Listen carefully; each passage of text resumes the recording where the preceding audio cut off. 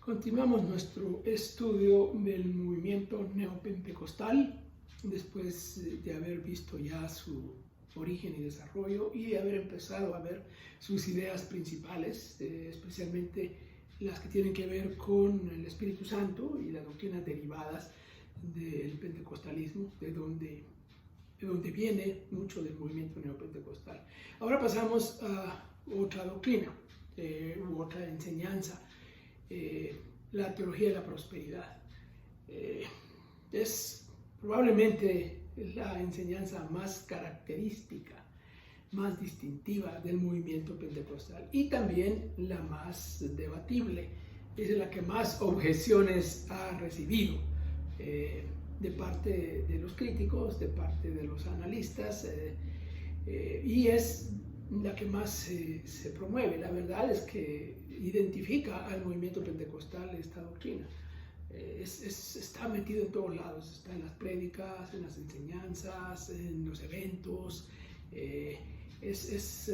Me atrevería a decir que es la doctrina más difundida, más presentada, más predicada por el movimiento neopentecostal. Hay análisis bíblicos y teológicos hechos por teólogos, protestantes, evangélicos, que ponen en aprietos la doctrina de la teología de la prosperidad. Bueno, ¿qué es la teología de la prosperidad? Hay una definición que, bueno, debemos aclarar que en realidad el movimiento neopentecostal no le llama a lo que enseñan teología de la prosperidad. El nombre es puesto por los críticos, por aquellos que están analizando las ideas, y ellos le han puesto ese nombre.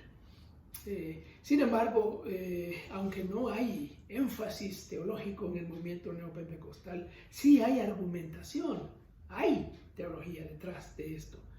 Así que sí podríamos llamarla una teología, aún desde la perspectiva del movimiento neopentecostal, porque hay un esfuerzo por explicarla, hay un esfuerzo por respaldarla bíblicamente, y veremos algunas cosas que es ya de por sí una labor teológica.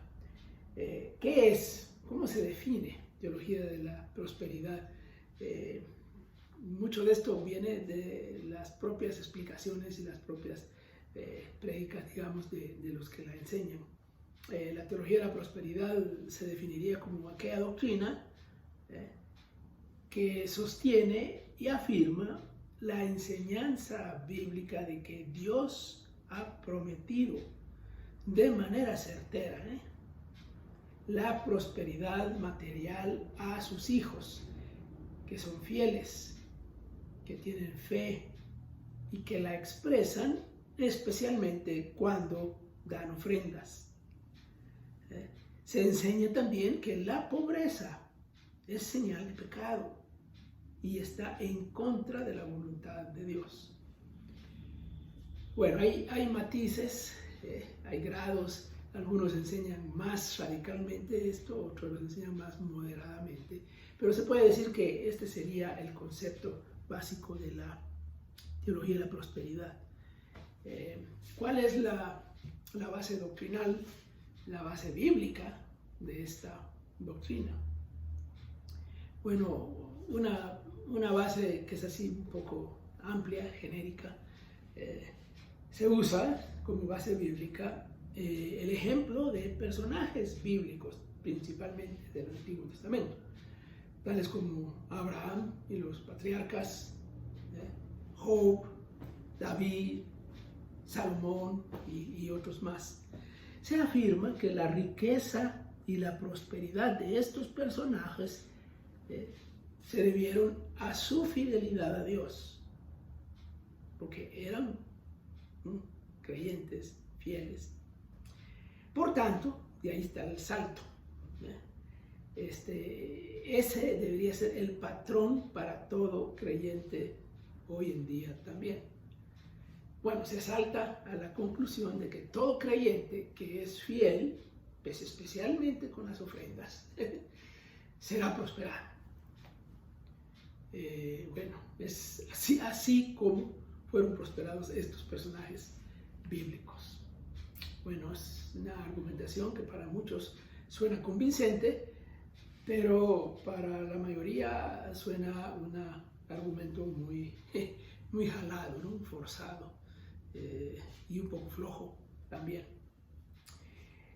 Otra base bíblica que se usa son pasajes específicos. Algunos de esos pasajes pues los conocemos muy bien. El famoso pasaje de Josué 1, 8 y 9, donde Dios le da a Josué la orden de esforzarse y ser valiente. Y ahí está la promesa de la prosperidad. Si guarda la ley, guarda los estatutos, todo lo que hace prosperará. O el Salmo 1, que dice lo mismo, ¿no? El justo, la descripción del justo. Y ese justo será como a la orilla del río, que da su fruto a su tiempo, como un árbol que da su fruto a su tiempo, y todo lo que hace prosperará. Y se usa la promesa de la prosperidad de esos textos como una promesa segura, firme y extensiva a todo creyente a lo largo de la historia. Y eso nos alcanza a nosotros también.